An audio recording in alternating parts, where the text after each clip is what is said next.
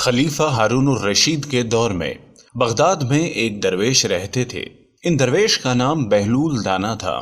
بہلول دانا بیک وقت ایک فلسفر، ایک تارک الدنیا درویش تھے۔ ان کا کوئی گھر، کوئی ٹھکانہ نہیں تھا۔ وہ عموماً شہر میں ننگے پاؤں پھرتے تھے اور جس جگہ تھک جاتے وہیں ڈیرا ڈال لیتے۔ بعض لوگوں نے انہیں مجذوب لکھا ہے کہ یہ اللہ کی تجلیات اور عشق میں مستغرق اور گم رہتے تھے اور اپنے ارد گرد کے ماحول سے بے خبر ہوتے تھے۔ بہت کم لوگوں کی طرف اتفاق کرتے تھے اور جب کبھی عوام الناس کی طرف منہ کرتے تو حکمت و دانائی کی بہت ہی عجیب و غریب باتیں کرتے، جس سے پتہ چلتا ہے کہ یہ اللہ کے بہت بڑے ولی کامل تھے۔ ان کا اصل نام وہب بن عمرو تھا۔ کہتے ہیں کہ ایک بار جنید بغدادی سفر کے ارادے سے بغداد سے روانہ ہوئے۔ حضرت شیخ کے کچھ مرید ساتھ تھے۔ شیخ نے مریدوں سے پوچھا، تم لوگوں کو بہلول کا حال معلوم ہے؟ لوگوں نے عرض کیا، جناب وہ تو ایک دیوانہ ہے، آپ اس سے مل کر کیا کریں گے؟ شیخ نے فرمایا، ذرا بہلول کو تلاش کرو، مجھے اس سے کام ہے۔ مریدوں نے شیخ کے حکم کی تعمیل اپنے لیے سعادت سمجھی اور تھوڑی جستجو کے بعد ایک صحرا میں بہلول کو ڈھونڈ نکالا اور شیخ کو اپنے ساتھ لے کر وہاں پہنچے۔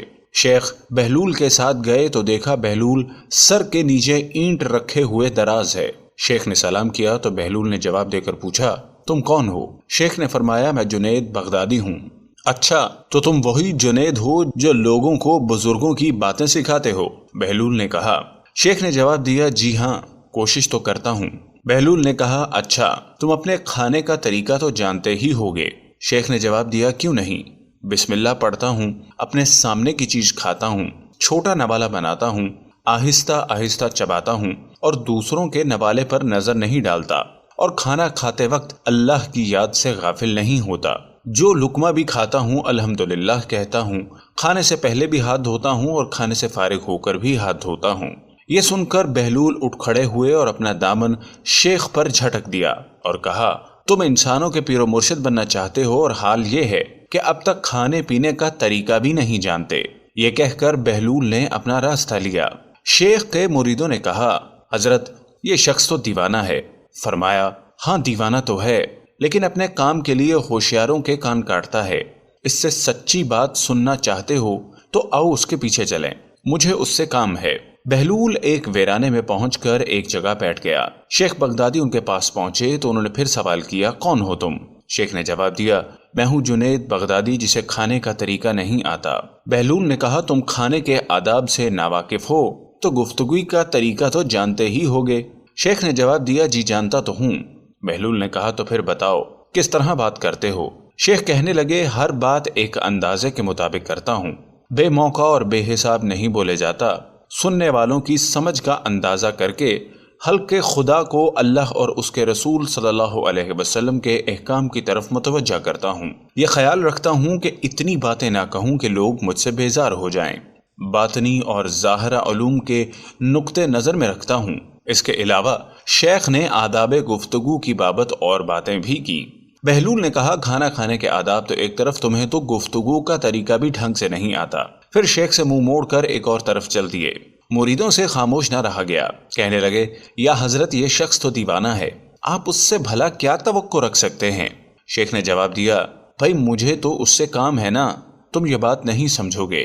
اس کے بعد شیخ نے پھر بہلول کا پیچھا کیا۔ بہلول نے مڑ کر کہا، تمہیں کھانا کھانے اور بات کرنے کا طریقہ تو آتا نہیں، سونے کا تو آتا ہوگا؟ شیخ نے فرمایا، جی ہاں معلوم ہے۔ اچھا تو بتاؤ کس طرح سوتے ہو؟ شیخ کہنے لگے، جب میں عشاء کی نماز اور اپنے وظائف سے فارغ ہوتا ہوں تو سونے کے کمرے میں چلا جاتا ہوں۔ یہ کہہ کر شیخ نے سونے کے آداب بیان کیے جو انہیں بزرگوں نے تعلیم کیے ہوئے تھے۔ بہلول نے کہا، معلوم ہوا تمہیں تو سونے کا طریقہ بھی نہیں آتا۔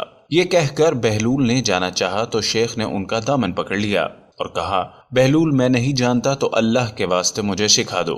کچھ دیر بعد بہلول نے کہا، اے جنید، یہ جتنی باتیں بھی تم نے کہی ہیں سب بعد کی چیزیں ہیں، اصل بات مجھ سے سنو۔ کھانے کا طریقہ یہ ہے کہ سب سے پہلے حلال کی روزی ہونی چاہیے۔ اگر غذا میں حرام کی آمیزش ہو جائے تو جو آداب تم نے بیان کیے ہیں برتنے کا کوئی فائدہ نہیں ہوگا اور دل روشن ہونے کی بجائے اور تاریک ہو جائے گا۔ شیخ جنید نے بے ساختہ کہا، اللہ تمہارا بھلا کرے۔ پھر بہلول نے بتایا، گفتگو کرتے وقت دل کا پاک اور نیت کا صاف ہونا ضروری ہے، اور اس بات کا بھی خیال رہے کہ جو بات بھی کہی جائے اللہ کی رضامندی کے لیے ہو۔ اگر کوئی غرض یا دنیاوی مطلب ہوگا یا بات فضول قسم کی ہوگی تو خواہ کتنے ہی اچھے الفاظ میں کہی جائے تمہارے لیے وبال بن جائے گی۔ ایسی بات کرنے سے خاموش رہنا بہتر ہے۔ پھر سونے کے متعلق بتایا کہ اسی طرح سونے کے متعلق جو تم نے بیان کیا وہ بھی اصل مقصود نہیں۔ اصل بات یہ ہے کہ جب تم سونے لگو تو تمہارا دل بغض، کینے اور حسد سے خالی ہو، اور تمہارے دل میں دنیا کی محبت نہ ہو، اور نیند آنے تک اللہ کے ذکر میں مشغول رہو۔ بہلول کی بات ختم ہوتے ہی شیخ جنید نے ان کے ہاتھوں کا بوسہ دیا اور ان کے لیے دعا کی۔ شیخ جنید کے مرید یہ دیکھ کر حیران رہ گئے اور بہلول کے متعلق ان کے خیالات درست ہو گئے۔ حضرت جنید اور بہلول کے اس واقعے سے سب سے بڑا سبق یہی حاصل ہوتا ہے کہ کچھ نہ جاننے پر بھی دل میں یہ جاننا کہ ہم بہت کچھ جانتے ہیں بہت نقصان پہنچانے والی بات ہے۔ اس سے اصلاح اور ترقی کے راستے بند ہو جاتے ہیں اور انسان گمراہی میں پھنس کر رہ جاتا ہے۔ ایک دن بہلول دریا کے کنارے بیٹھے ساحل کی گیلی ریت کو اپنے سامنے جمع کر کر اس کی ڈھیریاں بنا رہے تھے، اور ملکہ زبیدہ اپنے محل کے جھروکے سے بڑے انہماک سے ان کو یہ کام کرتے دیکھ رہی تھی۔ وہ مٹی کی ڈھیری بناتے اور پھر اپنے ہاتھ سے اس کو مسمار کر دیتے۔ ملکہ جھروکے سے اتر کر اپنی سہیلیوں کے ہمراہ دریا کے کنارے آ گئی اور بہلول سے پوچھا کہ کیا کر رہے ہو بہلول؟ بہلول نے ادائے بے نیازی سے کہا جنت کے محل بنا رہا ہوں۔ ملکہ نے سوال کیا اگر کوئی تم سے یہ محل خریدنا چاہے تو کیا تم اس کو فروخت کرو گے؟ بہلول نے کہا ہاں کیوں نہیں، میں بناتا بھی ہوں اور فروخت بھی کرتا ہوں۔ تو بتاؤ ایک محل کی قیمت کیا ہے؟ ملکہ کے سوال کرتے ہی بہلول نے بے ساختہ کہا 3 درہم۔ ملکہ زبیدہ نے اسی وقت اپنی کنیزوں کو حکم دیا کہ بہلول کو 3 درہم ادا کر دیے جائیں، اور ادا کر دیے گئے۔ یہ تمام واقعہ ملکہ نے اپنے شوہر خلیفہ ہارون الرشید کو بتایا۔ خلیفہ نے اس واقعے کو مذاق میں ٹال دیا۔ رات کو جب ہارون الرشید سوئے تو انہوں نے خواب میں جنت کے مناظر دیکھے، آبشاریں، مرغزاریں اور پھل پھول وغیرہ دیکھے، بڑے اونچے اونچے خوبصورت محلات بھی دیکھے۔ ایک سرخ یاقوت کے بنے ہوئے محل پر انہوں نے زبیدہ کا نام لکھا ہوا دیکھا۔ ہارون الرشید نے سوچا کہ میں دیکھوں تو صحیح کہ یہ میری بیوی کا گھر ہے۔ وہ محل میں داخل ہونے کے لیے جیسے ہی دروازے پر پہنچے تو ایک دربان نے انہیں روک لیا۔ ہارون الرشید کہنے لگے اس پر تو میری بیوی کا نام لکھا ہوا ہے، اس لیے مجھے اندر جانا ہے۔ دربان نے کہا نہیں، یہاں کا دستور الگ ہے، جس کا نام ہوتا ہے اسی کو اندر جانے کی اجازت ہوتی ہے، کسی اور کو اجازت نہیں ہوتی، لہٰذا آپ کو داخل ہونے کی اجازت نہیں۔ جب دربان نے ہارون الرشید کو پیچھے ہٹایا تو ان کی آنکھ کھل گئی، بیدار ہوئے اور فوراً خیال آیا کہ مجھے تو لگتا ہے کہ بہلول کی دعا زبیدہ کے حق میں اللہ تعالیٰ کے ہاں قبول ہو گئی ہے۔ وہ ساری رات اسی افسوس میں کروٹیں بدلتے رہے۔ چنانچہ وہ شام کو بہلول کو تلاش کرتے ہوئے ادھر ادھر دیکھ رہے تھے کہ اچانک انہوں نے دیکھا کہ بہلول ایک جگہ بیٹھے اسی طرح مکان بنا رہے ہیں۔ ہارون الرشید نے السلام علیکم کہا، بہلول نے وعلیکم السلام جواب دیا۔ ہارون الرشید نے پوچھا کیا کر رہے ہو؟ بہلول نے کہا جنت کے محل بنا رہا ہوں۔ ہارون الرشید نے پوچھا بیچو گے؟ تو بہلول نے کہا ہاں کیوں نہیں، میں بناتا بھی ہوں اور فروخت بھی کرتا ہوں۔ تو بتاؤ ایک محل کی قیمت کیا ہے؟ بہلول نے بے ساختہ کہا تیری پوری سلطنت۔ ہارون الرشید نے کہا اتنی قیمت تو میں نہیں دے سکتا، کل تو آپ 3 درہم کے بدلے دے رہے تھے اور آج پوری سلطنت مانگ رہے ہیں۔ بہلول دانا نے کہا خلیفہ کل بن دیکھنے کا معاملہ تھا اور آج تو محل دیکھ کر آئے ہو۔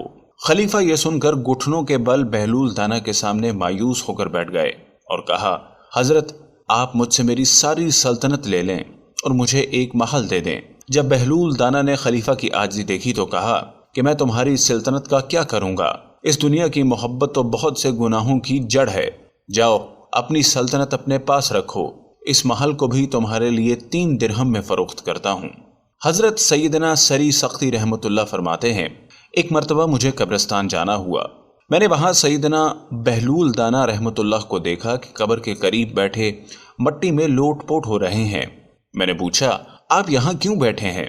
جواب دیا میں ایسی قوم کے پاس ہوں جو مجھے اذیت نہیں دیتی اور اگر میں کہیں غائب ہو جاؤں تو میری غیبت نہیں کرتی۔ میں نے عرض کی روٹی مہنگی ہو گئی ہے تو فرمانے لگے اللہ کی قسم مجھے کوئی پرواہ نہیں، اگرچہ 1 دانہ دینار کا ملے، ہم پر اس کی عبادت فرض ہے جیسا کہ اس نے ہمیں حکم دیا ہے، اور ہمارا رزق اس کے ذمہ کرم پر ہے جیسا کہ اس نے ہم سے وعدہ کر رکھا ہے۔ ایک مرتبہ کسی نے کہا بہلول بادشاہ نے تمہیں پاگلوں کی مردم شماری کا حکم دیا ہے۔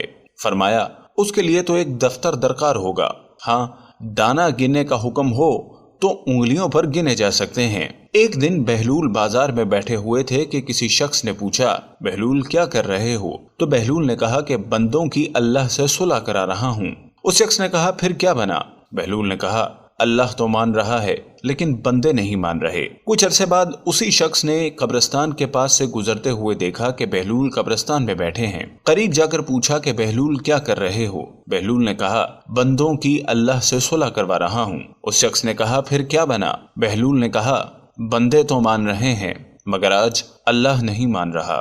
इस वाक़े से सबसे बड़ा सबक यही हासिल हुआ कि कुछ न जानने पर भी दिल में ये जानना कि हम बहुत कुछ जानते हैं बहुत नुकसान पहुंचाने वाली बात है। इससे इस्लाह और तरक्की के रास्ते बंद हो जाते हैं और इंसान गुमराही में फंसा रह जाता है। अगर आपको हमारी वीडियोस पसंद आ रही हैं तो बराए करम लाइक बटन को प्रेस करना हरगिज मत भूलिएगा। कमेंट के जरिए अपनी कीमती आरा से जरूर आगाह करें। इसके बाद चैनल को सब्सक्राइब भी जरूर कीजिए और बेल के बटन को दबाना हरगिज मत भूलिएगा।